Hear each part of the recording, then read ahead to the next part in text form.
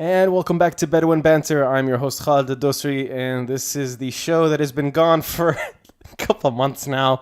Not really a list of excuses coming up, just a list of updates and news, and hopefully some new ideas for the show going forward, and announcements about what we might do outside of the show and kind of what we can bring into the show as well.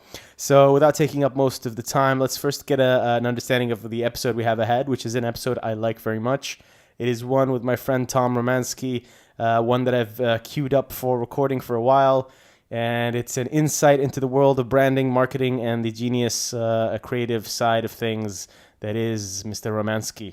Someone who is of Polish descent, who has lived most of his life in Bahrain. So in that way, he is a lot more Bahraini than most of the people I know. And he's also been a part of the multicultural movement in Bahrain. So it's somebody that kind of is, has the fingers and toes. And it's a very bad image I'm creating here. he has a hand in so many different pots around the different scenes and communities in Bahrain. He's been at one point in multiple bands. He's somebody that is currently working for a marketing company from Six.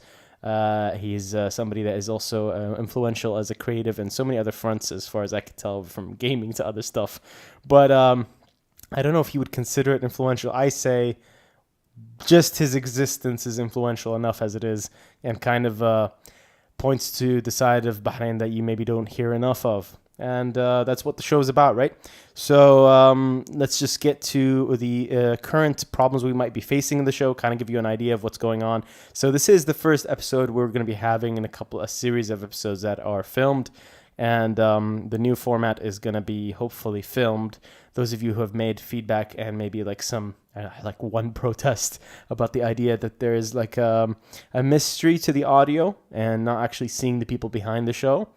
But I guess that's what iTunes is for. So I apologize if this breaks the mystery and the immersion and kind of draws you out of it. But then maybe YouTube is not for you and you should try the iTunes version of the show. And that being said, the show will have issues as far as at least this one, in the sense that it's the one that gave me the most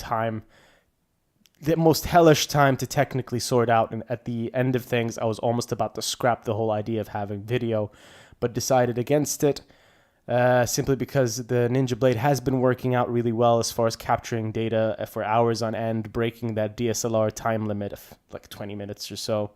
And it did such a good job, it actually recorded everything. And that means everything, like even the side info, like the ISO and the shutter speed and everything else. And it was really, really not fun to see on film, and just got kind of smacked my head against the wall 100 times, realizing that even the viewfinder box is in there. So if it's annoying, I'm sorry. I apologize. Just don't look at it. And just look away. There's the GoPro footage of me every now and then, because I always give my guests the best mics and the best video. So unfortunately, you'll see it cutting back and forth from GoPro to the standard DSLR. And hopefully that's not an eyesore. If it is, just check it out on iTunes, and that'll be a regular format. I have also included a little bit of advice and a little bit of feedback that some people have given me about parsing out the show. So I'm going to be doing, at least for this episode, just timestamps on certain sections of the show where there's like specific conversations happening. If you want to skip to that, or even skip this long and drawn out intro about a show that hasn't even started yet, then the time code is going to be there for you, or the timestamp is for you to skip just straight to that. All right, that's I think enough about the there is some audio issue. I think I'm trying to work it out now. So if it's not worked out by the time I upload, I do apologize. It might sound lower than this recording right now. But the good thing is as we go into video, I've finally started to figure out my problems with audio. And I think moving forward, we're going to have consistently good sounding audio, because I am learning. I am like the Borg. Okay, I'll never do that again. I'm sorry. I just lost like 5 listeners. All right, so announcements and news. I have been keeping busy, and a lot of my friends have been keeping busy helping me out with these different projects from different communities. It feels like I've been involved in like 4 different communities in the course of a year, and everything has come together obviously in one 3-month period of spring. moving out of winter, all the events seem to happen at the same time, all the MC gigs, all the different commentating gigs. So I've been doing work for MEGL on the side. That's on the weekends. I'll plug that some other time. But thank you guys for helping me out at Dreamland. That was the first Bahraini esports convention that I was honored to be a part of, and to be commentating for Overwatch for the second day, and actually having an amazing tournament to kind of shine in and be supported by a great staff. Thank you, Ahmed and others. And Ahmed hopefully will be on the show as well. Also, I want to give a big announcement for the comedy scene in Bahrain. So we've been having two different and separate comedy scenes: the improv comedy scene, or the improv dramatic scene, or whatever you want to call it, improv. And improvisational comedy is kind of what we're at. And we just launched, actually this week, we're going to be launching, me and my friends, Ahmed Khalifa, Hudayfa Siddiqui, Mike Donovan, Amy, Vaya, Angela Robinette. We're all part of the same improv group, Hold My Karak. That is Hold My Karak, as in the T. Just don't even go there. And Hudayfa's going to kill me.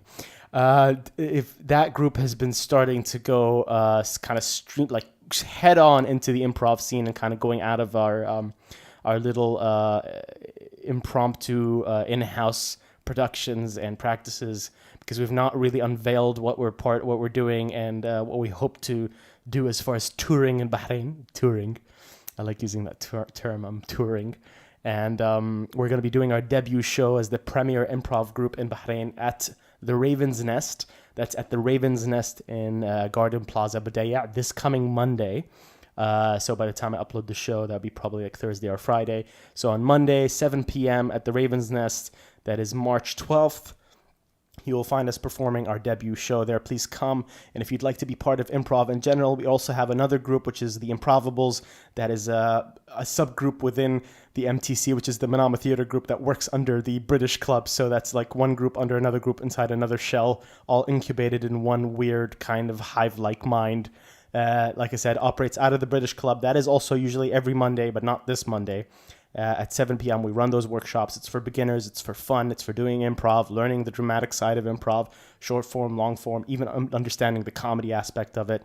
If you love that come down. Now I have to bleep. God damn it, Khalid. All right. Also, there is the open mic comedy night for stand-ups. I have been honored to be a part of the up-and-coming and kind of next generation of stand-up comedians in Bahrain. And I've met them because of the diligent and tireless work of one Abdullah Nazar, who has been doing an open mic night for all arts. So that's singing, poetry, and comedy at the Raven's Nest as well. And that happens once a month. So pay attention to their Instagram account because they put up the sign-ups and the time to sign up and everything else on there. So thank you, Abdullah, for allowing me to be a part of that. The whole community has also been kind of backing me up, at least as far as the stand-ups go, to do our own open mic night, and that's something I've been organizing with Epiphany Events. So we've done 2 weeks of that already, and hopefully a third and fourth in upcoming weeks at a new venue. We were doing it at Dublin's bar in Jaffair, and now we're going to be moving it somewhere else. I don't have the info just yet, but if you're willing to do stand-up at an open mic and no pressure, of course, there's always pressure, but just no pressure as the sense that at least the community, the stand-ups themselves, we've become a big jelly bear kind of family, and we enjoy laughing at each other fail miserably or even do amazingly well and encourage one another. So if you're looking for stand-up but with a support group that's going to be there for you after the fact, this is the time to start doing stand-up, because it's been a long time since we've had that kind of grassroots moment and movement in Bahrain. I think my last shout out is going to be for Rawak Gallery, which I've just heard today actually from Wiam Sparenk, who's been on the show previously, that the Rawak Gallery at Adliya has been having issues. And the issue is that I think they're going out of business, or they're shutting down because I'm not sure what the reason is. Maybe it's financial support or issues with that. And instead of that, there's been a protest movement because they're opening up a restaurant in its place. And anybody that's been to Adliya knows there's too many restaurants as it is. And if you've liked any of the art scene kind of events that have happened in Adliya, in Block 338, the Nest, for example, and all the other art installations that kick off, and the graffiti and all that, and the majority of that has been supported and started in that area by Rawak. So You guys really should go out and support, try to find Weam on Instagram. So that's Weam_BH, I think, if I'm not mistaken. I might be wrong about this, but or check out Rawak Gallery on Instagram. Give them your support and don't let them close this down. Like I'm not a big art scene kind of person. I do improv comedy. I've done theater stuff with the MTC and the British Club, but I'm not as pretentious as Weam. Let's say that. Sorry, Weam. She's a Vulcan. She knows what I'm talking about. They're just very cold-hearted people. And anyway, so support them. Maybe get them to get a Patreon account up, because these kinds of scenes, these kinds of initiatives, they're not always necessarily incubated or nurtured by the powers that be, and it takes like a grassroots movement. It takes like private people, private financiers to kind of bring it to life again. And it's kind of the formula for everything from NPR to PBS. It's private donors. So maybe convince them to get a Patreon account going or something. 1,000 followers goes a long way in supporting something like a Rawak Gallery. So please do that. All right.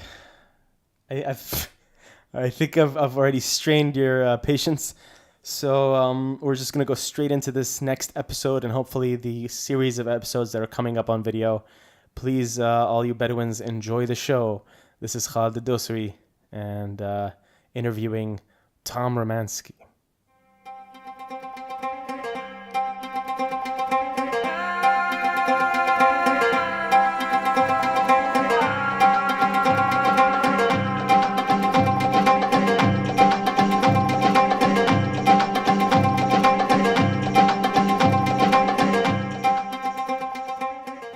Hey guys, finally back here in the podcast for the first time ever. Hopefully you guys get to see me if shit does not go wrong. That is the first bleep of the day.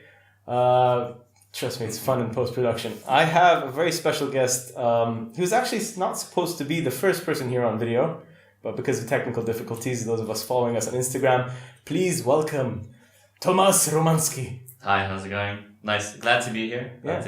And first on video. That's I feel very honored. An honor, yeah. You're the first white person as well. No, Hathi we had before, but the first full-fledged, like that old school Eastern European blood just running through your veins right now. Yeah, but born in not born, but bred in Bahrain, I guess. Yeah, exactly. You're more Bahrain than a lot of people I know. Yeah, they do say that. They do say that. Even Bahrainis, as I remember, considering I've been going to school here since high school, and that's where I first met you. Yeah. Bahraini School International. 10th grade or something. 10th grade. Yeah. So you're technically more of a Bahraini than I am. Yeah, You've probably. been here longer. Probably. You have more of an old school route to you. Tom, thank you for being here today, and Pleasure. Please take the moment to introduce yourself. What do you want people to know about you? I can't even start. You're an autodidact. You're somebody that's self-taught, self-learning, also What's educated. An autodidact? An autodidact is the... Autodidact, yeah. Okay. So somebody that I consider can learn or pick up anything by themselves. So you can, if you decide you're going to learn the guitar, you freaking learn the guitar. You'll go even before YouTube was YouTube. I knew you as the kind of person that would teach yourself to do anything. Yeah, I guess I've always had a very eclectic interest base. So lots of random things would interest me, and I would, my folks always kind of taught me to, always try stuff and experiment with things that, like activities or hobbies or music or whatever it might be. I guess, it's nice that you say that. I never thought of myself as really that I could learn anything and stuff, but... Really? You were the guy that introduced me to Tool, and you'd get into anything. I feel like there was a few people that I knew that were not judgmental and were very exploratory, curious, whether it's, anime, whether it's movies, whether it's, experimental, anything. You just... I guess it was, I wouldn't be able to really claim that as my own. Okay. Because for instance, Mo and a lot of friends, Nick, introduced me to a lot of different kind of music. And Mo was the first one that showed me Tool, which is, then I kind of loved it and, kind of told other people about it. Okay. I guess I've always... Being humble then is one of your traits, I guess. I try. I guess what I'm trying to say is that I've always had and this is maybe something that's really beautiful about Bahrain, is that I've always had such a mix of friends from different cultures and countries and like backgrounds and, whatever, like, musical styles. And that kind of got me exposed to quite a lot of stuff. And growing up, I mean, my parents were into lots of crazy kind of music, and they kind of, weren't very judgmental with anything really. Yeah.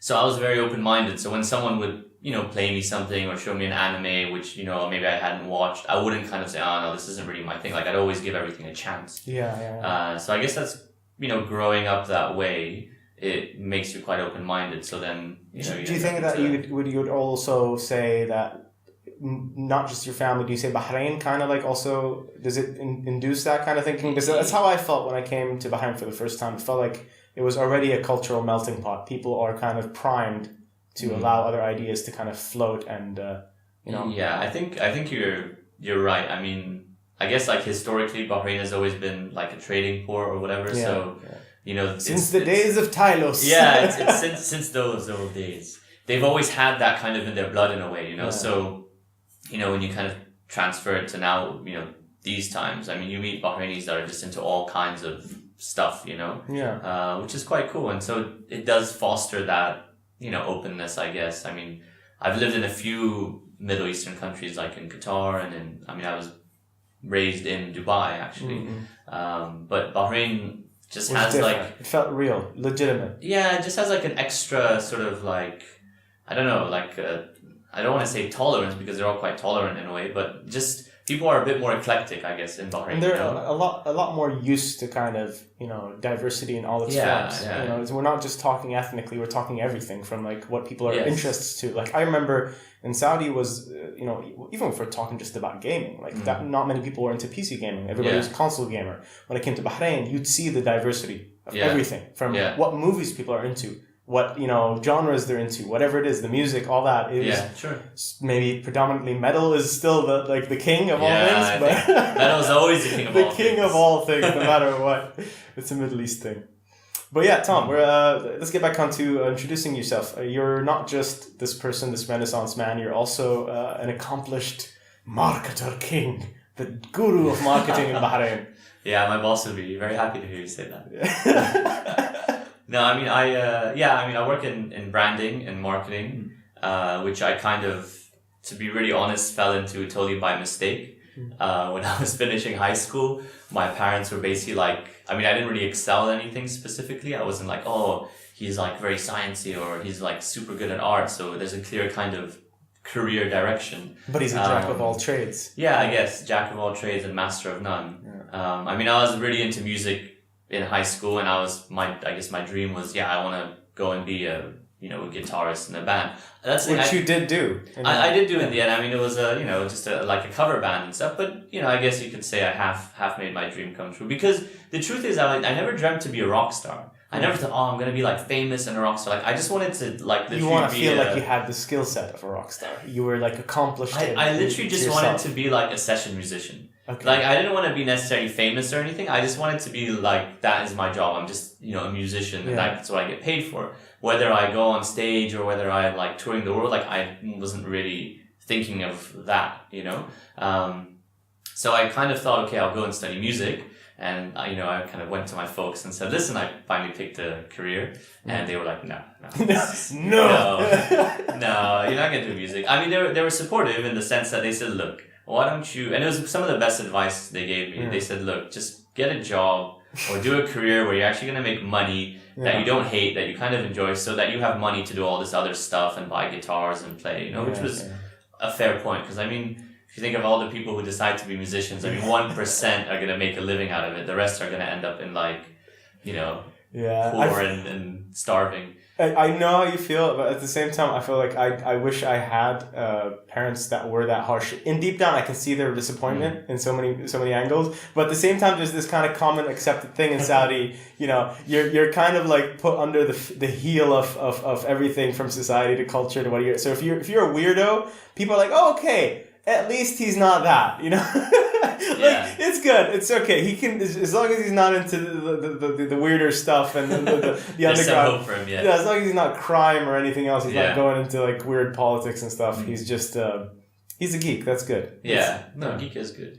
But yeah, so I mean, my parents were good. I mean, they weren't harsh. They were always, they kind of helped me pick something. And, I kind of just figured with my dad, we sat down and kind of worked out, okay, well, I'm kind of creative. I guess I can write. And I, can mix that with business somehow. So we kind of figured, okay, why don't you study marketing? Yeah. So it seemed like the logical sort of choice.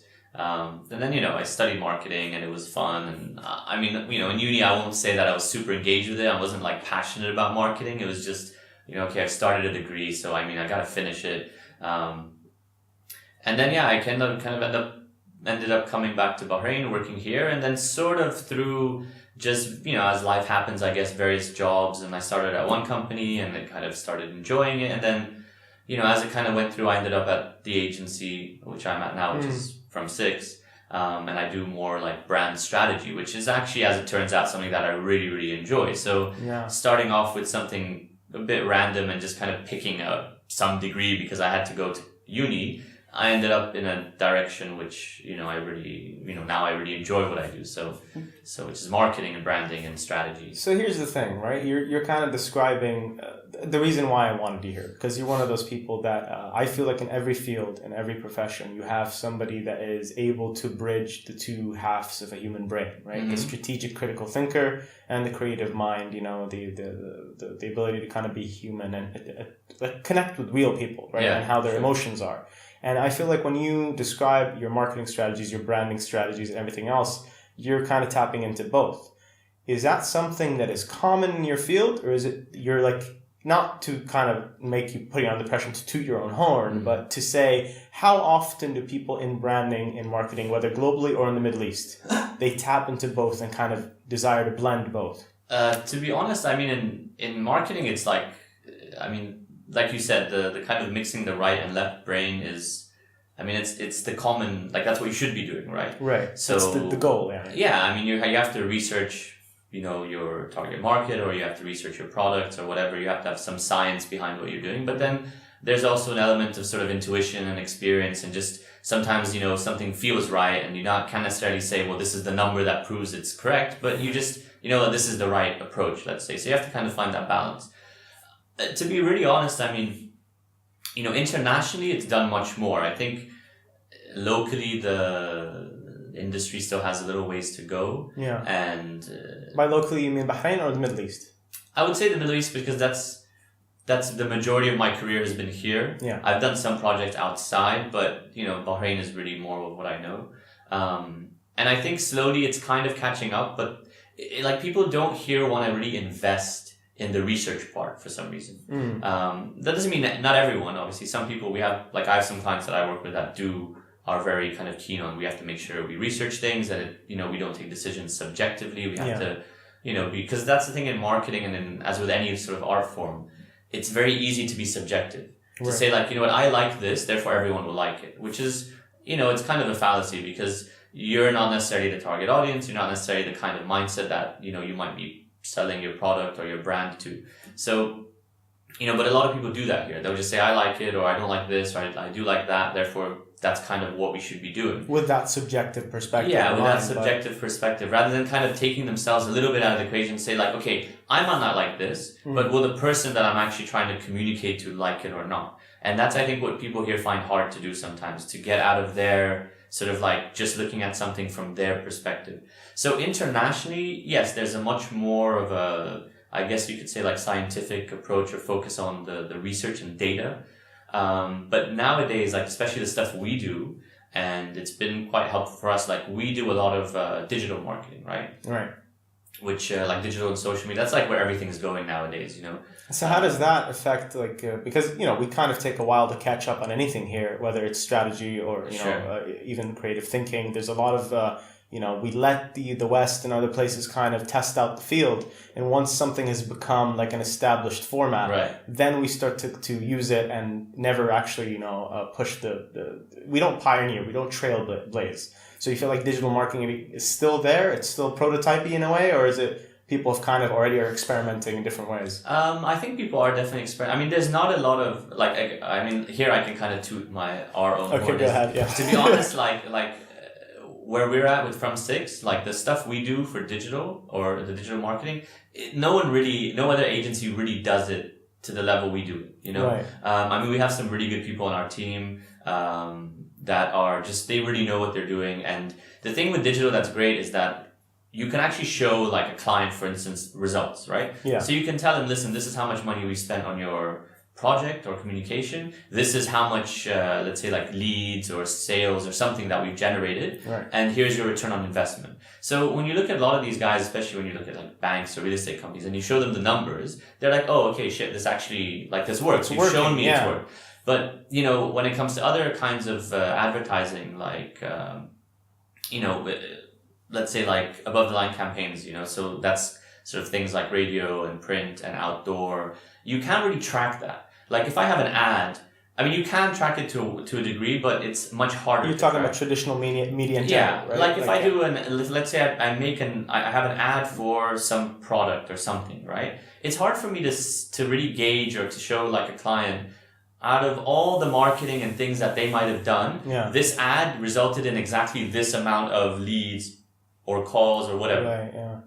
But with digital, you can do that, right? So I can have a piece of communication and I can track how many people clicked on it or how many people went to the client's website. And that how organic it is, how much engagement, all that stuff, You can track all that stuff. So you can tell the client, look, this is all the money we spend, this is all the stuff we did, and these are all the different results and things that happened, right? Which is great because then the client can look at it and go to his CEO or go to his board and justify all their spend and say, listen, I've used up this money and this is exactly what's happened with it. Yeah. And people love that, right? People want to know, especially in business, where their money is going, what's the result, how effective it is. And obviously it lets us track things, right? So, you know, we can do a campaign and we know from our side, okay, did it work? Did it not work? What do we need to do better next time? Which you can't really do with ads and stuff. Again, you can focus group test it and all that, but it's expensive. It takes a long time to do. So that's why, like, naturally, everything is just going to digital. Like, everyone's... It's like, moving towards that. But here's a question I asked you before, because we had this conversation, me and you. Do you feel like, culturally, do we have in the Middle East... Oh, that sounds a lot better. There we go. Yeah, you sound much more... I know, it's a lot more romantic. It's a bit more seductive. It's a bit, yeah, this is a marketing strategy right here. This is getting seductive. But... how do you know when you kind of introduce a format that works? Mm-hmm. And you're speaking when you mention these people that you're speaking about right now, are we talking about like massive corporations or mid-sized companies or even small businesses? I mean, we have a mix, to be honest. We do some digital marketing for one of like the really, really big banks. We do some social media for kind of small startups. So we don't really have we have quite a wide tier. Wide variety. Yeah, I mean, we have some, big real estate company that we do all kind, digital and social media and stuff. So where I'm going with this question is this. If you have that much variety, right, do you see a major distinction in the big size companies and the mid-sized companies? The smaller, the everyday guy that's just opened a vitamin store and he wants to, go heavy into digital. He's on Tumblr, he's on, the stories, he's doing everything else. And he's got maybe, can't afford it maybe, but he's dedicated enough time to have a social media guy there doing all that and reaching out. When you talk to these people, do you feel like there is an understanding that the format, this paradigm, since we've shifted away from traditional media, is there constantly staying up to pace, or are they looking for a set format and they're like, okay, found it, this is what works, I'm going to stay on with this format for the next 5 years? Like, how often do they evolve? I mean, I guess it really comes down to us in a way, right? Because that's kind of what, in a way, I guess people pay us for, right? In a large part. They want us to tell them or to advise them on what they should be doing, right? I mean, if they're experts in marketing and they know it all, then they don't actually need us, right? There's no point paying us if you already know what you're doing.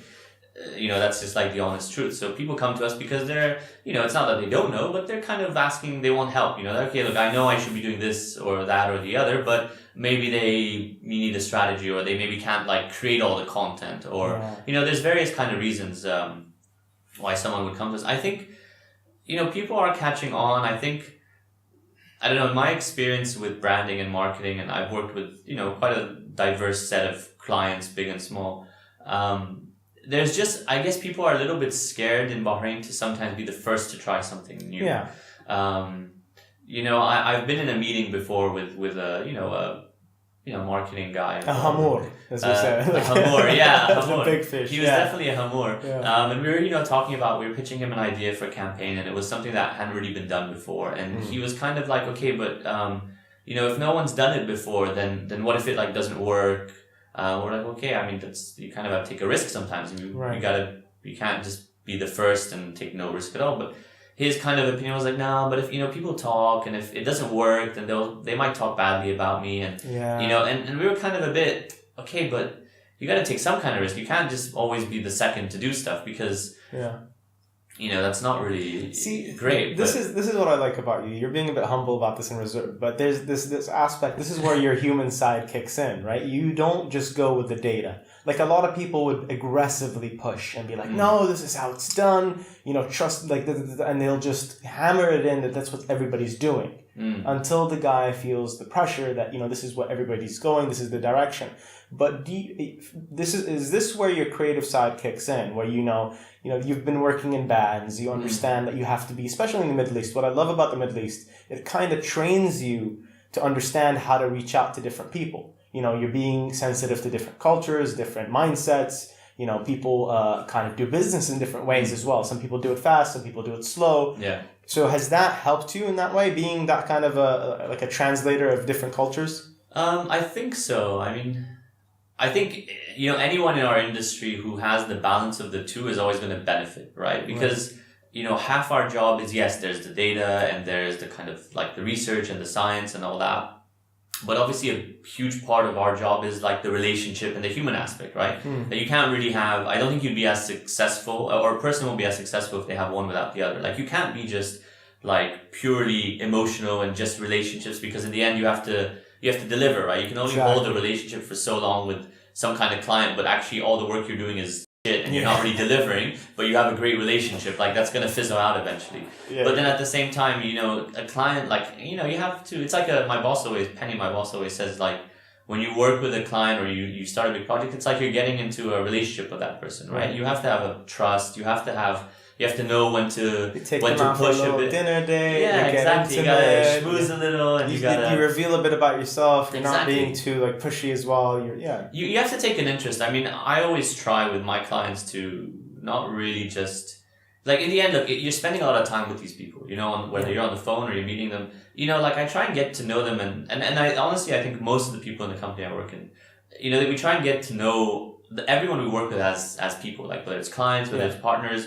Because you do spend so much time with them. You get into stressful situations sometimes. I mean, sometimes stuff does get, hits the fan, and, you gotta kind of work together to make things, work effectively. Exactly. So, I think you have to have that balance, I mean, when you look, I guess when I look at life in general, like I always try and look at life has to have balance, right? You can't go too far to either side of any spectrum. I do it all the time. Which is fine, and it happens, but I think really to be kind of happy in life, and I think a lot more, these days about kind of happiness and what makes people happy, and, is it a mindset, is it things you have, I don't know.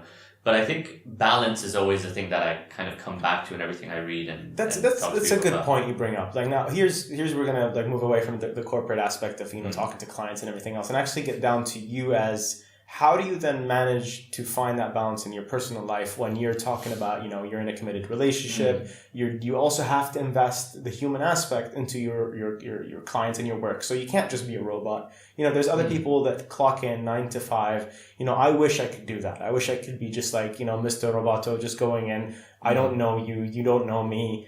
Do this. So then I have energy for personal stuff. But would you really want that though? Because no. I would find that I would find that really draining. Like if I had I guess there's also like people cut out for different things. Let's say. Obviously not everyone's the same. I don't think I'm a person who could, for instance, I don't think I could ever work in like an accounting firm and literally go in, work with numbers, maybe speak to someone once or twice that I don't really give a shit about, and then leave. Like.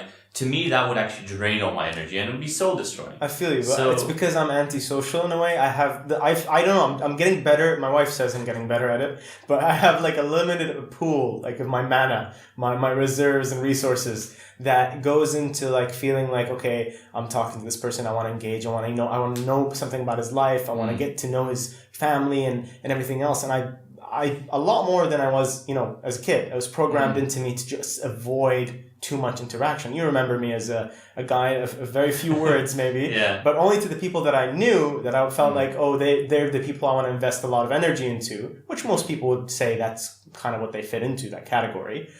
But at some point, especially when I'm doing entertainment, because you have to do real genuine connections. You have to go in, stroke some egos, you have to talk to people, you have to play a little politics here, you have to do that, and you can't just be fake about it, because at some point you're going to get called out in there or something. Called out, and then I feel like a dick. This is one thing I'm always scared of, is that I feel like I have, misled somebody into thinking the relationship is not what it is. But then, now that I'm in my own personal life, I go back, maybe for you do jiu-jitsu, whatever it is, and you come back, and you're like, okay, these are the guys at the gym.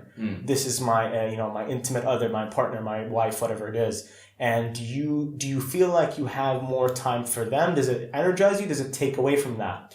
No, I think it's, I've always been, I've never been antisocial, I would say.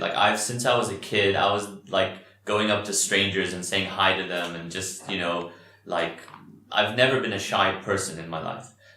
So even when, like you said, I played in a cover band for, 3-4 years. We played obviously small gigs in Bahrain, but we played, we opened for Top Loader once. That was our, culmination of, the culmination of our achievements. We opened for Top Loader, and then GDN printed our picture and said we were Top Loader, which was great for us. But yeah, so we played on stage a few times, and I never really got, I would say, too nervous, or you get a bit of a jitter, but I was never kind of had stage fright or anything. So I've always been quite good with people and striking up conversations. Even at parties, I'll just go and speak to anyone, because for me, I don't know, I find that interesting. It's never fake. I never kind of will go and try and get to know someone or say hi to someone out of some... but if you're naturally antisocial, sometimes you're just pushing yourself. That's what I used to do for a long time, is if I don't do this, even fake it till you make it. But at some point I'll get to click with somebody where I will go, you know what? No, what are you afraid of? You're connecting with this person now, but I had to push to get out of that. Because, it's harder, to connect when you're talking about a culture sometimes. When I grew up in Saudi, where connecting meant you're causing friction. You could be causing conflict, you know what I mean? So people will wait it out. We have a term in the Middle East called layahna al-miyana. And that means the time where you're both chill with each other. Now you both can let down your shields. And okay, I know you, you know me, and you don't want to make the mistake of, letting it down too soon. Before you know what the other person is around. So you're scared to get hurt or something. Yeah, you're scared of getting hurt. At the same time, you're scared of hurting somebody else as well. You don't want to be that guy that, offends somebody or causes friction. I guess maybe that's, I don't know, when you get into this whole, psychological thing of the introverts and extroverts. But I think, I guess deep down inside, all human beings want to connect in some way, right? That's, life is all about connecting, whether it's love or friendship or companionship, whatever. So I think maybe when it comes to introverts or people who are antisocial, they still have that need to connect. It's just their journey to connect is a little different, A good example is me and Zarina, right? Can you tell everybody who she is? Oh yeah, Zarina is my the love of my life. Yes. My the beauty. The beauty. Yes. She's my girlfriend. So you got the blushing is on the camera now. People say beauty. I call my guitars beauty. So Zarina's the one and only. So, also, another person I'd love to have on the show. I'm sure. The pair of you as well one day. I'm sure you could convince her. I think she'd be really funny on the show. But so she's kind of introverted, and I think I'm pretty extroverted. So. But obviously we both have friends, but it's just our parameters, I guess, are different. I have very few close friends, but I have a lot of acquaintances. I know loads of people that I, can call up for a beer or whatever, but they're not close friends, I'm not going to talk to them about deep stuff. But Zarina doesn't really have acquaintances. She'll have, a few really close friends, and that's kind of it. And she once said to me, it was quite funny that, there was a new couple or a new group of people that I kind of just started to get to know, and I was like, listen, let's go and meet up with these people and see if we can make new friends or whatever. And she was just like, babe, I'll come with you, it's fine, but just so you know, like my friendship hard drive, it's like full, you know, like I don't need more friends. Like I'm good with the friends I have. And I guess that's maybe like a kind of introvert extrovert thing. Like she's happy with, you know, she's got some really good friends that are obviously, you know, they're my friends as well. But she's good, you know, she doesn't need to kind of meet or you know, kind of get to know new people. That's not to say she's not good in social situations, because she is.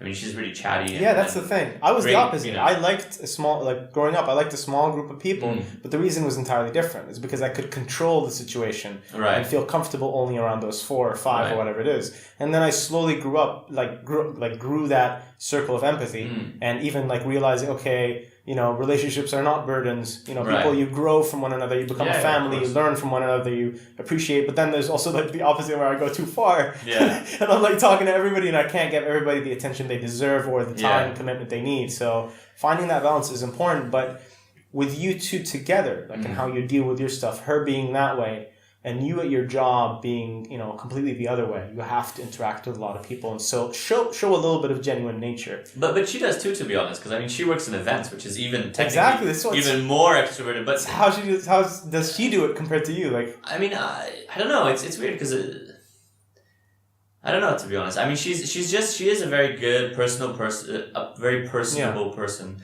You know, you meet her, like, you can't not like her, you know, she's just such a nice, kind of happy, positive person, you know, so, but I guess it's different. I mean, maybe it's, you know, she tries hard to make sure that she's like that. She's not going to kind of go to a party or a business meeting and kind of be grumpy and sad, you know, and that's not to say she is at home, obviously, but, it's just, I guess it's a perspective thing, you know, like I, for instance, like having lots of acquaintances and I'm happy to have, you know, 3 or 4 close friends.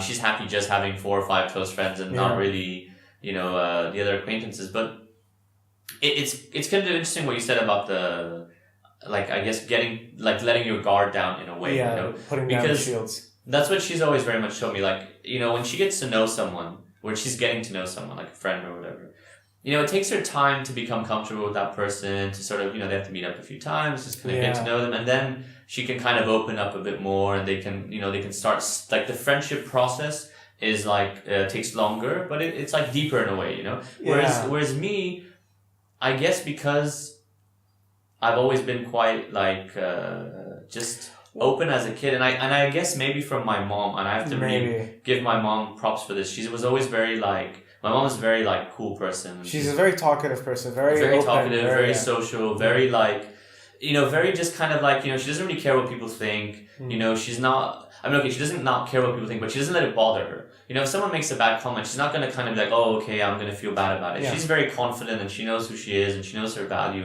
And I think that always kind of inspired me and my dad as well, you know, so I guess the difference is that when I meet someone first time, like I'm happy to just be fully open and just be like, listen, this is what I'm into, this is what I'm like, and okay, if they don't like me, then it's fine. Like I'm cool with that. Like not everyone has to. And although I do have a thing, like I hate when people don't like me, but that's where we're both overthinkers. It's right kind after of the fact. But I've had to, I guess, over time, sort of like train myself a bit to, you know, like you don't have to always be bothered by everything. There's always going to be people that don't like you. There's always going to be people that will have a problem. And I guess the thing I kind of put in my head is like, look, you don't have to always agree with people to still be friends and respect them. And I think that is, you know, important. I think people have this weird view of, like, if someone disagrees with me or if their views are contrary to mine, we somehow can't be friends or it causes some issue. Like, I don't get that. Like, I had a situation very recently where I was talking to somebody who was a close friend. Well, he's a friend of a close friend. I consider him a close friend. I don't know how he feels about me,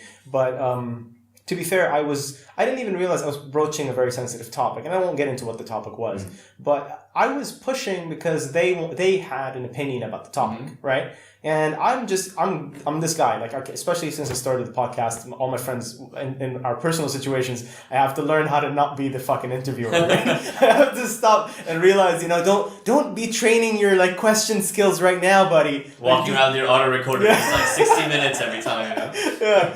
No, but I was pushing a bit maybe, and I didn't realize it. I was just like, it was a person that I knew at a very arm's length kind of way. And for the longest time, I've been practicing so much to kind of like quickly get to know somebody. And I do that by like seeing what they feel about things, you know, like it's kind of, you're putting out the feelers. What do you think about this topic? What do you think? And you just want to understand the person. Sure. Because I've developed a way of kind of reaching out to anybody, no matter what their background is and what their journey is, right?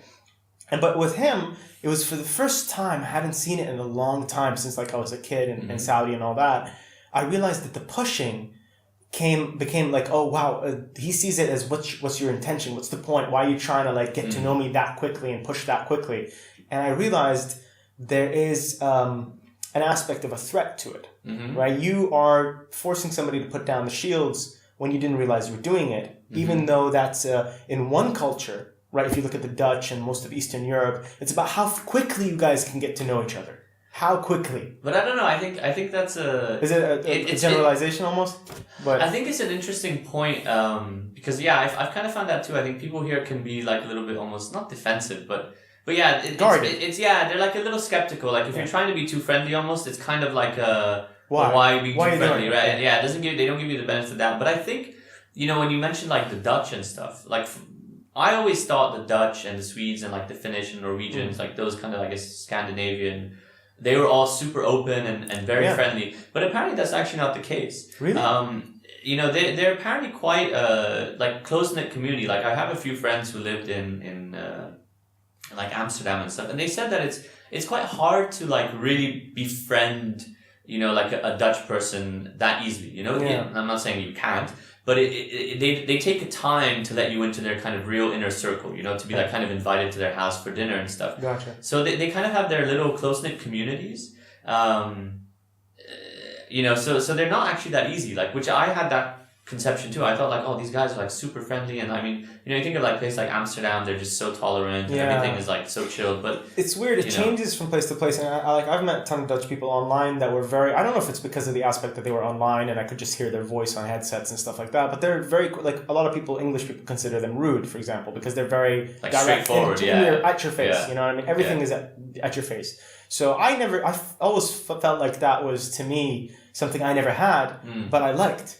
Because then I wouldn't be paranoid about what somebody's intentions are. Yeah. They're just telling you what they are. He's a dick. That's it. He's just a dick. They're not sugarcoating it. Yeah, and I think that's part of the fear when I'm talking about that guy, that friend. He's worried that I might be a secret dick. Do you know what I mean? Like that I'm just, Nobody wants to be a secret dick. Nobody wants to be a secret dick or dicking it under the radar or anything. And it comes off like that because it might come off as unusual or unexpected to his standards. But by the end of the night, I felt like I said something. I was like, guys, we're in a table of friends, and maybe I made it a bit awkward, but never actually, at the end of it, ended up really well. Like people felt a lot closer.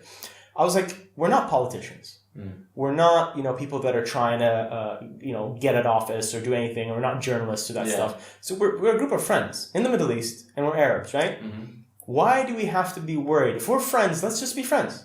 Do you mind? Let's get to friendship as quick as possible. And like you said, if I say something that you disagree with, just be like, okay, this is a guy that I disagree with, and maybe I won't hang out with him, but why would I get offended by it? That's the thing I don't understand. But I think that's maybe like an issue with, I don't know, like it's like an issue with the world in a way. I mean, there's always been, I guess historically until now, there's always like an us and them mentality, Yeah. And I don't know if it's propagated by society or by... Western imperialism. Yeah, I mean, it's largely to blame, I guess, but things like the Democrats and the Republicans or the sports team, this sports red team, versus blue. Yeah, like all kinds of things. There's always an us and them, and it's kind of like, well, if someone is following, is that on that team, then they're against us or they can't be with us, which I think is kind of silly. Like you can have differing views or differing support different teams or whatever it might be, but it's like, what, I respect that you are, I mean, I don't know, let's say we talk about video games. Let's, I'll say like, okay, I respect that you are PC Master Race. I don't have a PC, I play PlayStation, and you respect that, and it's all good, right? I respect the peasants. It's fine. We're a lowly bunch, but No, I have both. I'm okay.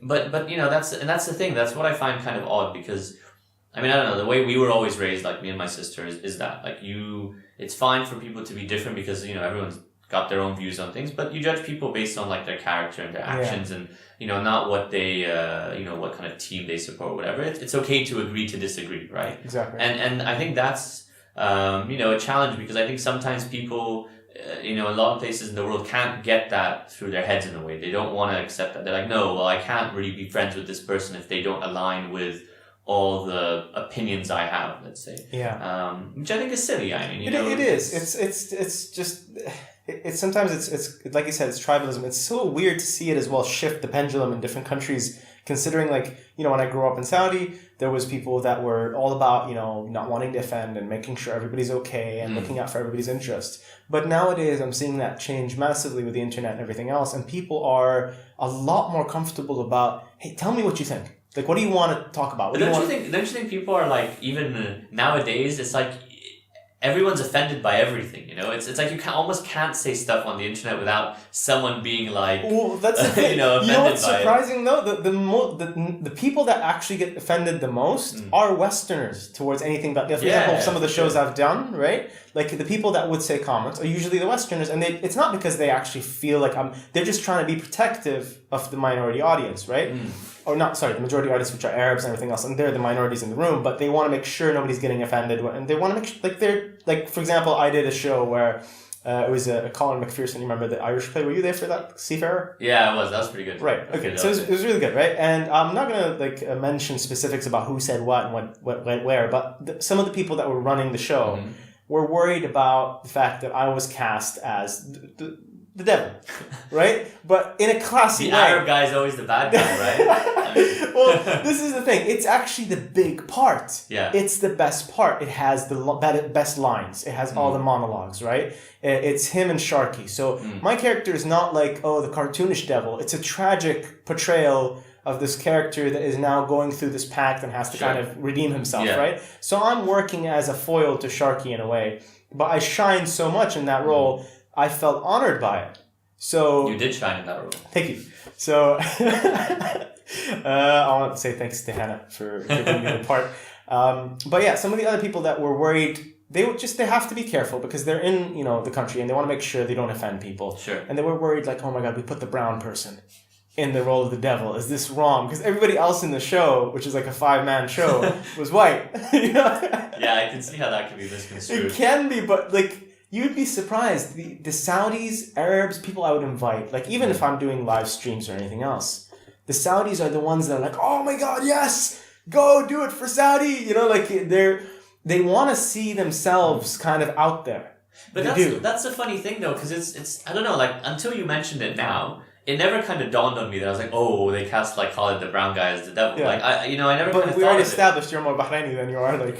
Yeah, but I don't know. That's weird. Like for me, it's so odd for someone to really get like so in or like to get offended somehow by that or see that as a thing. Like, oh, they must have done it on purpose or like. And I'm sure there are people that would think that way and think, there must be some agenda. But I mean, I don't know. Well, some people are looking for outrage no matter what. They're. But why are these people like? Don't they have better things to do? No. Why are you just like? It's like trolls in real life or something. Yeah. They're just trying to find something to shit on or like. This exists so much in gaming. I don't know if you've ever been to like any video game that you've played extensively where you've loved. Have you visited forums for video games at all? No, like I mean, look, I've played online games and had like.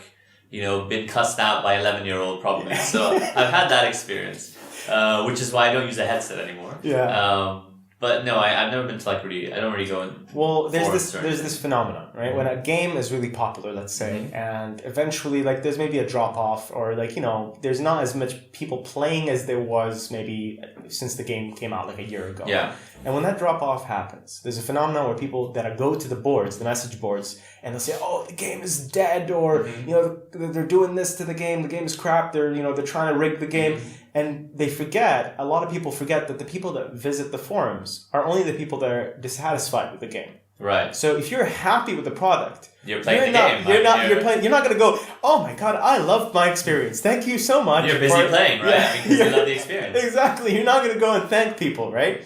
So there's this weird aspect where you have a very vocal minority that will yell and scream and be outraged or be, feeling like they want to protect somebody. Sometimes in good nature as well. I can understand where it comes from. Yeah. But like I said, you look at it culturally, Bahrain has always been an open, multi-ethnic place, but I'm feeling like there are some people that want to be protective these days, make sure nobody's getting offended and everything else. But in Saudi, where people were like, they didn't have a voice for the longest time. Not saying that somebody oppressed them, but they just didn't have a platform. Like there was no Twitter, there was nothing else. And when they got that, people were like, oh my God, you all want to talk about stuff. Yeah. And it didn't have to do with anything controversial. It was just we wanted to talk about stuff. So Saudis are a lot more likely to go, oh my God, there's a Saudi actor over there. And we love him. Or there's a guy, he's a guitarist, he's Saudi. Like he elevated our head to like a position of like, oh my God, he's one of us, There's so much of that going on that I'm surprised that it's shifted. Like from avoiding conflict to people that actually want to go out there. I don't even know what started it. That's maybe it's just a natural progression of the world, it's just more and more people from different countries and cultures are getting famous at, various things and acting and music and whatever, because you get a lot more, kind of Arabs and, like Indians and Asians and Africans, in movies and in Netflix, man. Yeah, Netflix is a Benetton ad, I swear. Yeah, it just in all kinds of industries, and it's great, because it just opens things up. But then you always have a patriotism, right? Like whenever I hear of like a Polish person who, while I'm not, to my mom's disappointment, not a stark patriot. Like when a Polish person does something great or is like in a band or whatever, like I do feel proud, I'm like, oh, okay, I'm a I'm a Pole and I feel solidarity and all that stuff. And I'm sure everyone, as you said, like if you hear about a Saudi guy who's become famous in a movie or he's in a band, you're kind of like, oh, cool, he's Saudi, I'm Saudi. Yeah. There's like a team. You wanna like thing there. You're living vicariously through that person. You feel like there's hope almost, like for you or for your community, for growth, for like understanding, whatever it is you're into. I guess it's also like an element of, I don't know, maybe this is a very generalized statement, but if you look at like movies in like 80s and 90s, like you always had like the white guy as the hero, and it was always like the Arab guy was always just like the typecast role, He's wise. The Asian guy is always the wise kung fu master. Like it's all that kind of stuff. Like okay, it's not exactly, but you kind of got that. Right. But nowadays you look at movies and it's just so mixed and matched, and it's nice because it's just more real, obviously, and you get all kinds of characters from all kinds of backgrounds, and it's just a much more obviously realistic representation of the world. It's so multicultural and that's what I'm hoping we get with the podcast. The intention was I want to show people that, because I don't want to show this to people in the region. The people in the region already know that you exist, and that people that have been living in the region for you are considered, you've been in the region since you were a kid. Yeah. So many people. Expat brat, exactly. Aramco brat. Dominic, him being like he could speak Bahraini accent, Arabic. People that guy's crazy. We know this. Yeah. As Arabs, we know this. We know how diverse we are. We know how much our culture is influenced by so many other aspects. But when you talk to a global community for so long, nobody knew this. But I don't know, is that really the case? Because I don't, you look at how many Arabs and expats live in the States and stuff, and Chicago is apparently full of Polish people and people from Asia and stuff. So it's not like these people aren't, people from all nations aren't all around, right? I don't know, there's very, I think, few countries nowadays where you would go and it's just the people from that country are the only ones that live there. Everywhere is just full of all kinds of expats. So you'd think that people would be just so, accepting and open, and it would just be such a normal thing, but you still get places where, in the States, for instance, the stuff that's happening that's very kind of right-wing sentiments, and even in Europe, some places, you'll even though Texas is very that, but you'll find a lot of Arabs in Houston because of Aramco and that influence and all that. So it's kind of weird. Obviously, we won't get into the politics because there's a whole conversation. Local politics we don't get into. No, not local politics. Even the States and all that stuff. It's weird. The world is so kind of mixed and matched, and I think you'd be hard pressed to go to a place where you didn't have people from all kinds of nations. So for me, it's nice to see that also represented in movies and music and all that kind of stuff. You're right. Awesome. That's the thing. They were around for ages, and they, you'd hear about it all the time in the 90s. People in their communities in Canada or the States or anywhere else, and especially Europe. Europe has known us for a long time. The Europeans are closer to the Middle East because of a long history of kind of people going back and forth. There's commerce, there's trade, there's communities, all that stuff. But with Western American TV, there was never anybody in power that was like a producer or anything else that would be working in marketing or anything else that would understand. They'd be catering specifically to an American audience. Now I feel like, and please, like we feel like this is true for like global marketing or branding, whatever it is. It feels like everything from movies to shows, everything has become an international audience. We are no longer targeting only just one market, as big as the market can be, but most of all, like if you look at Netflix, the shows, like I see Japanese shows on there. I see all kinds of shows that say targeting, okay, how do I get a global audience going? No, you're right. I think you do get a lot of, obviously Netflix here, we get like a bit of a different kind of shows than what you get outside. But I think it's quite cool because you're right. You do get a lot of there's a lot of Indian movies on there. There's great documentaries. There's a lot of like Japanese stuff, which is cool, because it's quite interesting to watch that stuff because you get so used to like the Hollywood westernized, I guess, like format of movies and things. There's the certain whitewashing. It's there's like a format to it. Yeah. And so then when you watch something like a Japanese movie, they have a whole different perspective. The way they approach a movie or the way they approach a story is very different, and it's quite cool because it's kind of fresh and it's I think you're the same in that regard. Like I like new stuff and new things and something that's different than what I know. I wouldn't want to watch the same type of movie for the rest of my life. That's boring as shit. So you watch like an Indian movie, for instance, which is like 3 hours long, lots of dancing, but it's awesome. It's something totally different, and it's just like a different approach to a movie. Which is quite cool.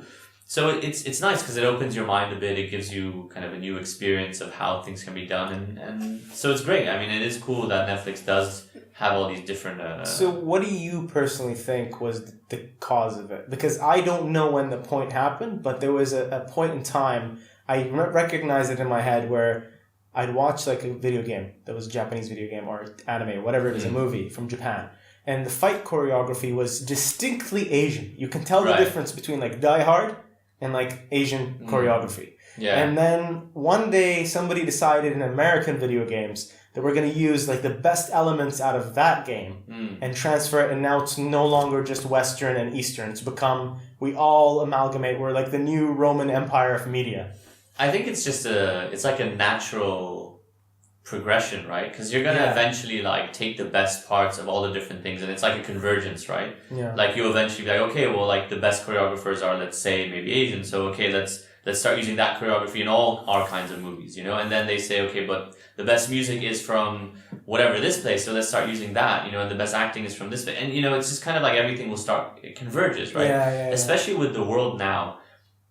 Because back in the day, like everything was a bit more fragmented or disconnected, right? Like you would kind of, you might get a copy of a movie from a different country, like if you somehow got it on VHS or even saw it in the cinema or whatever. But things were like a lot more localized, Like in America, the American studios would make more movies for American audiences because it would be, watched there. Or like in India, they would make movies for the Indian audiences because it wasn't really shipped out of India, right? Like you would just that country would watch it, let's say. But now obviously the world is converged so much, like Netflix, now like everyone in the world has Netflix. So you then suddenly have to target to like a much bigger audience. It's not like, you're targeting just Netflix to like the States or to South America or to Europe or whatever. You're like, okay, we have Netflix viewers who are all across the globe and all different cultures and nationalities. So we got to make stuff that's going to be for everyone, right? And I think with movies as well, like movies are much more global affairs nowadays, you create a movie that just gets watched by everyone in every country. So you start kind of, I guess,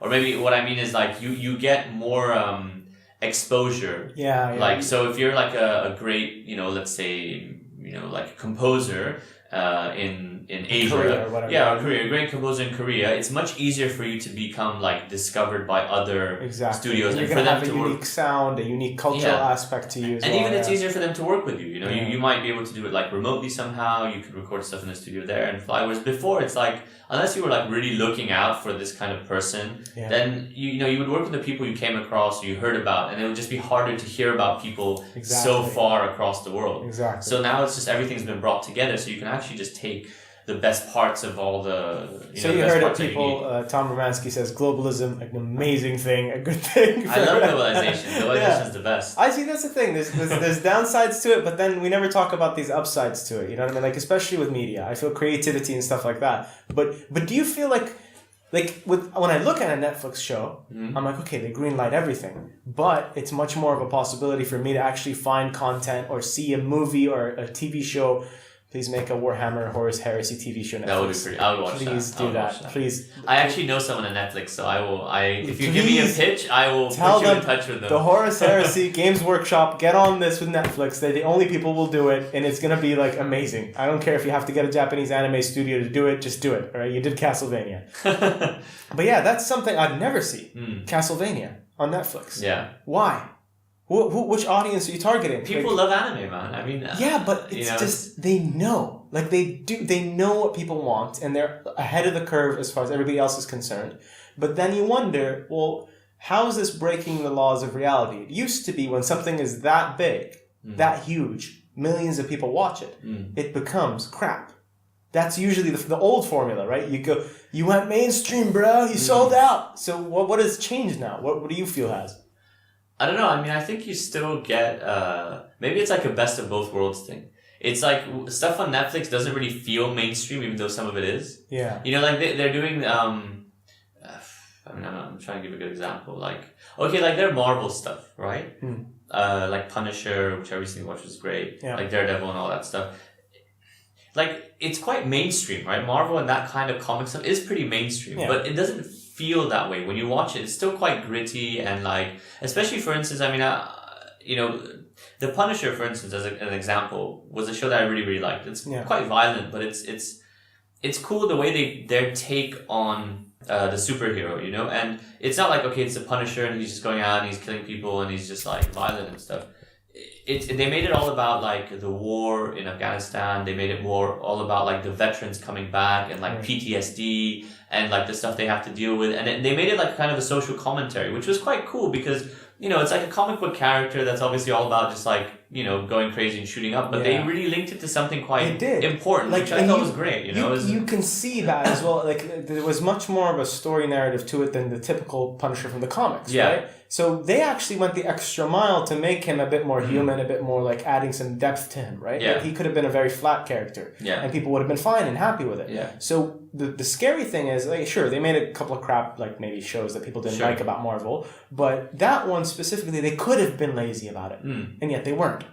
But I think they're probably, I don't know. I mean, look, I don't know their like business model or how it works, but I you know, like they are quite good at making shows, right? Like Netflix, to be very honest, have a pretty good track record. Sure, they you know, it's hit and miss like with anyone, but most of their stuff is pretty decent, you know? Yeah. And I'm sure there's a, you know, look, you know, these kind of companies, especially when you're the size and you're in as many people's homes as Netflix, they must have some super sophisticated data analytics of who's watching what, how long for. They probably run focus groups all the time. Yeah. So they use data and information to figure out, okay, well, what's the show that's actually going to work? You know, what kind of format does it, you know, do people want something that's more gritty or like, for instance, you know, pardon my use of the word, but like, you know, back in the day when you had superhero movies, it was always very camp.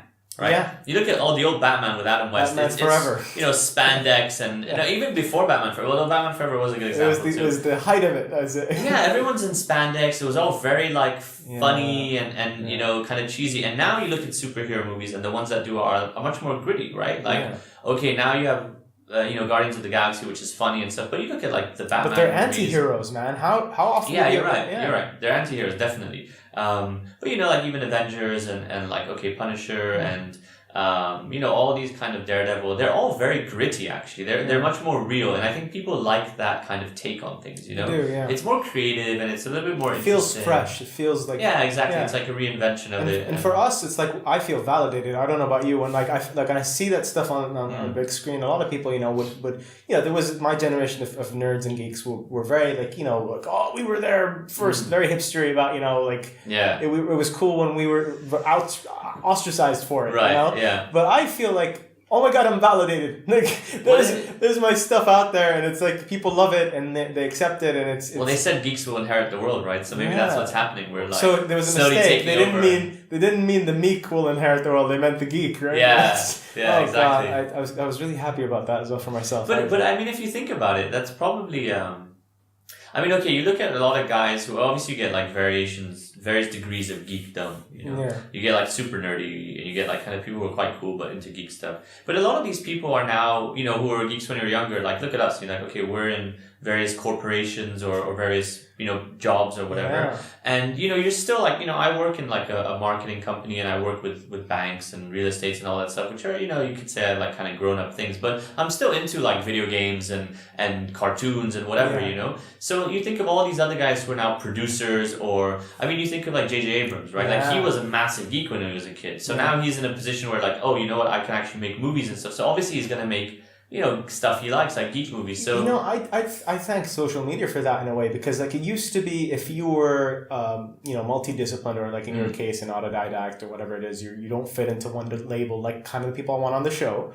There's been, social media has made that not just socially acceptable. You're cool if you're the chick that's transcultural and gamer girl who also is a financial analyst who does yoga on the side. Yeah, you see these people that are trying to like kind of hit all these boxes, and they're showing like, well, you can do all these things, and they synergize well, and they don't mean like you have to pick a side. Like it's not just when we were growing up, it's like the 5 Power Rangers. And then when you get the extra one that was the weird, we'd give it like, oh, no. Yeah, no one wants to do that. No. Nobody wants that one. Ranger, no, I want... everybody falls into a category. Right? Yeah. That's it. But nowadays, no, people don't fall into categories, and that's become popular. When you get to see the benefit of it, when you are working in a workplace and you're like, hey, Tom, these guys are in Korea. You need to like talk to them, and maybe you understand something about the culture, because you've been not just like, you're not going to understand Korean culture just by watching or playing video games, but maybe a conversation would start about Overwatch or Dota, whatever it is, because that person has it's relative to his world. I think that's part of going back to, you're right, and I think social media has definitely had a big role to play in that, in just people sharing more stuff, and the globalization as well. Like, I guess the world has just become so much smaller in a way, right? So the things that I might be interested in, I can easily share with the whole world, about whether it's me recommending a show, or someone telling me about this video game I should try, and it could be someone I don't know, but it's on a social media channel that I follow. So it's kind of like people are just sort of coming up with having more of these shared interests. There's more access to things. I mean, I'm sure if you were like in, the 20s or the 30s, if you wanted to do yoga, I mean, it wasn't like you had yoga teachers everywhere, and you probably have to actually travel somewhere or go somewhere to do it. Whereas now it's like, I want to do yoga. Okay, there's probably a yoga teacher in like every country in the world. And it's become like, okay, you'll see a UFC guy doing yoga, and that's like like Conor McGregor when he's just doing all the weird acro stuff. Like, come on, who would do that back in the day? Nobody. But that's true. Now you see kind of like the merging of all these different disciplines and ideas, and it's become like people see it as a benefit. They see it as enhancing their abilities, making them more relatable. You're not just the boxer. You're the boxer that knows how to talk to people. You have showmanship skills, and you know how to work your social media account. You know how to, make yourself, rebrand yourself if you go out of date or what. All these skills like kind of always grow as a human being with something you would never see on camera. We all knew it if you were in the know, to know that, okay, we're 30. We would know, okay, that person, he's a banker, and he also kite surfs, and he might be into this, and he's also an amazing artist. He plays the guitar, but that would never show. It would never translate to media. They would always say, no, this is too confusing for people, right? How do we make it more basic, more simple, more straightforward, right? I mean, I guess people like pigeonholes and labels and like kind of black and white, and so just like, I know where this person is, rather than looking at someone as I guess you'd say like a grayscale, Would you say then, in branding, or not even branding, stay away from the corporate stuff. I just want to talk about your experience with seeing people working their social media accounts for like small businesses or even personal businesses. Have you felt like there's a lot more people that are aware that the game is open now, that it's hopeful, that it's not like, get into a box and stick with it, that they're actually, adapting and evolving on the go? We asked this question earlier, but now I want to get on a personal level. Do you feel like there's much more hope in it? It's an interesting question. I mean, I don't know. I wouldn't say I really... I think that there's just so much content and there's so many people. And I mean, one of the good things about like social media, and even if you look at on a broader thing, when you look at internet, right? The internet and connectivity, it's so easy to just do whatever you want to do, right? Like things like tools or technical ability, I think are less of a hindrance to someone wanting to pursue something than it was back in the day. For instance, so I play guitar, right? Yeah. And I like to, write songs and just kind of, mess around and stuff. But obviously, if I was like back in the day and I wanted to record something, I would probably have to go to the studio or rent studio time or do something. I have GarageBand on my computer and I never really properly learned how to use it, just watched a few YouTube videos. And I can make songs that sound pretty okay. Obviously they're not like, radio ready, but they sound decent, with the drums and the bass and all that stuff, which I don't play. I just play the guitar and it sounds good. And it's only because I can get the YouTube videos to show me how to do this or that. I can get GarageBand. I can get, iRig for my, my guitar. Now that's one example of like music, right? Yeah. If you take it to things like, these guys who do social media who, go snowboarding with their GoPro, like there's all this content and stuff that you can create because just in the world, you have all these cool tools and it's hardware and software and videos on how to do it and like tutorials and people sharing that knowledge, obviously. I mean, someone has to create that video showing you how to do, whatever. Yeah. So it's resulted... Instead of going back to the 90s where we're just opening up encyclopedias and looking for that one guy. Yeah, like knowledge is so easily accessible. I think it's almost like there's no excuse to not pursue. Like the only limitation you have is really... what you're kind of motivated to do and your creativity. But like the tools and all these things, it's not that hard to learn. Exactly. Most things, I think, and especially if you can Google it, you can YouTube it. It's like all the knowledge is there. I've with transferable skills as well. Things you wouldn't let's say resource management games, video games that are resource management. Yeah, for sure. You'd learn a lot about how to balance things out. Yeah, you're telling me about the other game where you're just making sure. Okay, I have to think strategically. I have to think about this. I have to think about the short game, the long game, the end game. Everything, right? Yeah, you're totally right. I mean, those kind of people always say video games don't benefit society, as my parents also used to say. But I think that's not true because it also depends the games you play. I mean, if you're playing like violent games and just killing a bunch of people, then maybe that doesn't have so much benefit. But if you're playing strategy games or puzzles and all, that does your brain is a muscle, right? You're training it with problem solving and, like you said, resource management and even some first person shooter games where you're kind of having to react quickly. So you think quickly. And I would say me having gamed from a young age, I think definitely it benefited me later. Like in work, there are some things that I would, translated under other things. Yeah. Like even like if you'd say about jiu-jitsu, like I've heard people talk about it as if it is like a chess game in a way. No, it is. I mean, they call it human chess, right? Because you have to be I've done various martial arts when I was younger. I've always really loved it. But, jiu-jitsu is the one that I really stuck with. And I mean, I haven't done it for a little while now, but, I did go to Reza's here and trained with Reza Monfradi, who was really, really like amazing teacher. And he's like another story, honestly, at Bahrain, honestly, like another journey. No, he's really like, I mean, they've created like, it's another example of how Bahrain is quite, amazing. I mean, Reza and his guys like created the first, I'm not sure if it's the first martial arts like association in Bahrain, but it's like they created a jiu-jitsu national team. They trailblazed it in the sense that made it acceptable. Like because before that, even if you were just doing boxing, it was considered like violent sports. There's such a negative connotation to it. And he and others made it so acceptable, and kind of they did the proper outreach to it. And now they have like UFC matches here, and they train with I think one of the KHK. Team. And so it's really like growing, and obviously like the kind of royal family and the the leadership like supported it, which is quite cool. Nurtured it, helped it grow. Especially like the younger, the younger brothers are really like into sports and growing in Bahrain, which is really nice. It's a really good example for like Bahraini youth, and especially like not just the traditional, Bahrain and in the Middle East always like the horse racing and stuff is like, but they're like doing other stuff, triathlon, the Ironman that's happened, the Spartan race. It's they quite love cool. it as well. People are really enjoying it here. And definitely people do. I mean, there's a few people in our office who do like the Ironman and they're really into it, and it's cool. It's showing Bahrain there's all these other avenues and things, and it's all part of that sort of globalization and kind of spreading things out and just we could always just be doing the horse riding thing, but there's all this other stuff that we could be doing. Yeah. So I mean, going back to go where the energy wants to go, right? Exactly. So going back to the jiu-jitsu thing, I mean, I did it for like 2 years, and there's something quite cool. I mean, jiu-jitsu is very much it's very like intensive, obviously physically, because you have to be, it's a lot of cardio and strength, but it's very much about thinking and about, kind of outsmarting your opponent rather than just trying to force your way through, which is, it's kind of like a parallel to life, I guess you could say, because, there's so many situations that it's just always better to be strategic and think about like a solution around the problem rather than just try and hit it head on, because if you hit it head on, usually like either you're going to hurt yourself or you'll hurt someone else, or obviously metaphorically head on, or the situation will break. Whereas if you find a way around it, it's just a much more like a amicable way to solve a problem, I think.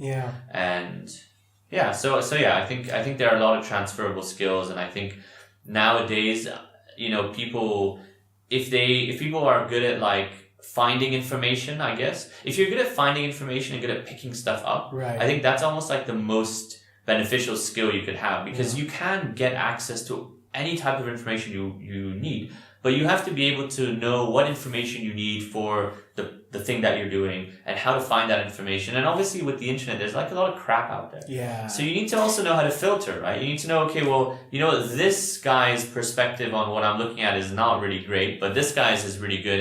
And how do you know where to make that That's the skills we're developing right now, especially our generation. I'm seeing it. I don't know if it's like, I don't know if it's just specifically because some people were a lot more starved for information, and we would have to look at, like I said, look into encyclopedias or find the only jiu-jitsu guy in Bahrain, and when he's gone, whatever it is that was your thing, you were struggling to find the information. And then once the internet came along, sure, our generation exploded into kind of being like self-taught and like autodidacts, as I said, and everybody started doing that with Pinterest and everything else. But when people criticize the younger kids, the people that came after us in generation, me and Z and all that, it's just, I wonder if people don't realize that it's going to be, they're too scared about, oh, look at them, they're on Snapchat and everything else.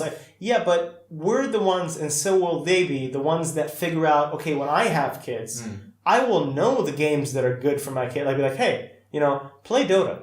Because, you're going to learn team skills and strategy, end game thinking, short game thinking, all that other stuff. And maybe it's a competitive game, but it fuels his mindset in a specific way. And I'll be able to curate the experience. Oh, I'm just talking out of my ass here. Like, I don't know anything about parenting, but that's how I envision it, Like, me being able to kind of nurture him and figure out, like, the same way you would a movie. Like, it's your responsibility in a way to go, well, if he plays that game, I'm encouraging this. And if I play that game, but he can still learn bad, behavior. If he goes into Dota and he's not a team player and gets salty. And sorry, I'll explain this to the viewers who don't know. Dota is like I should assume that nobody knows this.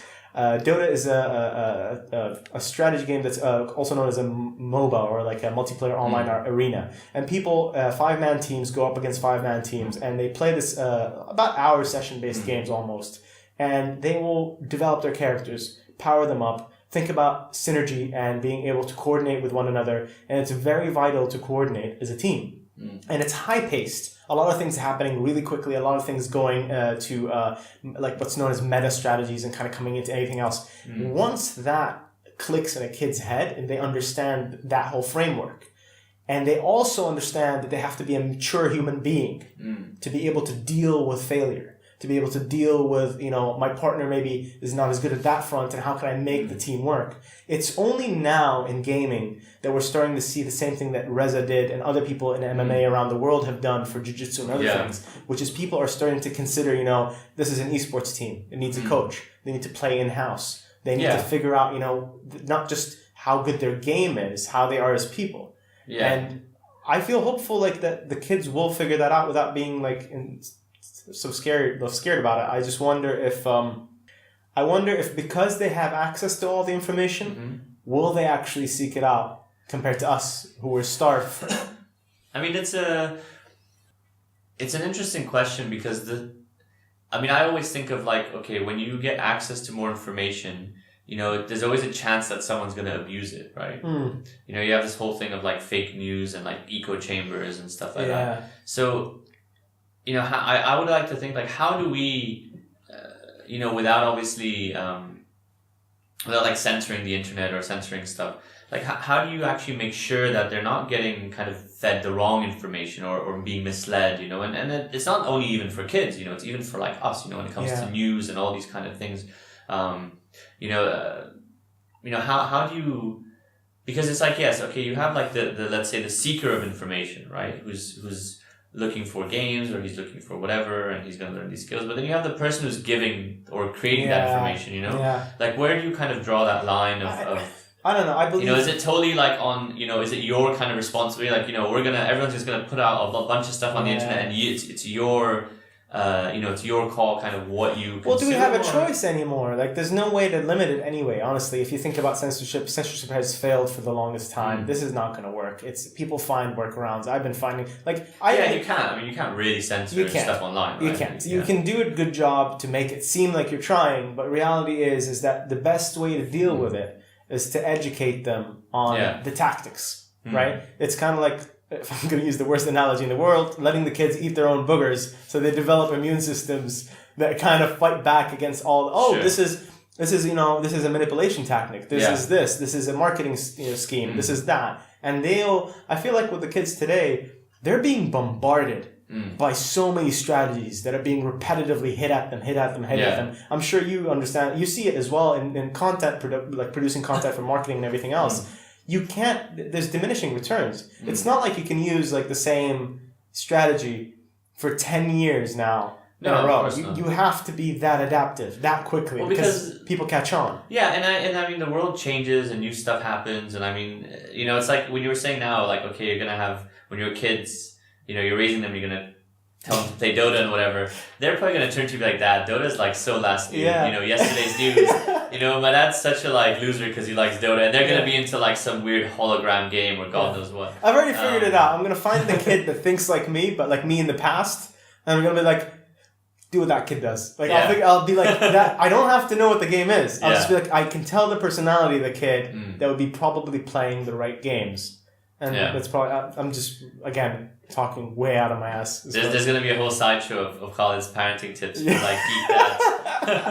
There's like a bunch of parents out there that's going, yeah, sure, buddy. You keep saying that. But, I think oh wow, we went a bit over time, but that's cool. I actually liked it. That's very nice. Extra. We have so many to touch on. I had so many topics as well, like I wanted to get into, and it's okay. We got a lot out of this that I didn't even expect we were gonna get. So thank you, man. Tom, it's been fun. Always a pleasure. And hopefully... My first podcast... I wanted to say, by the way, so it's the first time I've ever been on a podcast, and I've never actually listened to a podcast. Not in his life. So it's two firsts for me. Because I'm kind of listening to myself and you talk on a podcast. So it's kind of like I'm listening to a podcast and recording That's at the the same benefit time. of this. You get to feel exactly how, like, you don't talk over each other. You know stuff, Like, it's like a Twilight Zone moment. It is. It's weird. But it's been really fun. There's a lot of stuff I want to get into with Tom about. There's we didn't even touch conspiracy theories or. Oh god, that's like another 2 hours. Oh yeah, and also hopefully Netflix, please listen to us. Make the Horus Heresy TV show for Warhammer. Get on at Games Workshop and hire this guy. Please hire this guy. All right, guys. Thank you for listening. Remember, please like, share, and subscribe. And also find Tom on his LinkedIn, I guess, if you're interested in somebody with his talent. You want to plug your Instagram or anything else? No, I don't really. I'm not a really big Instagram user. All right. You can follow From Six Instagram, though. Yeah, follow From Six. Good job. That's the best thing you could have done. All right, guys. Thanks for listening in. This is Bedouin Banter. Signing off.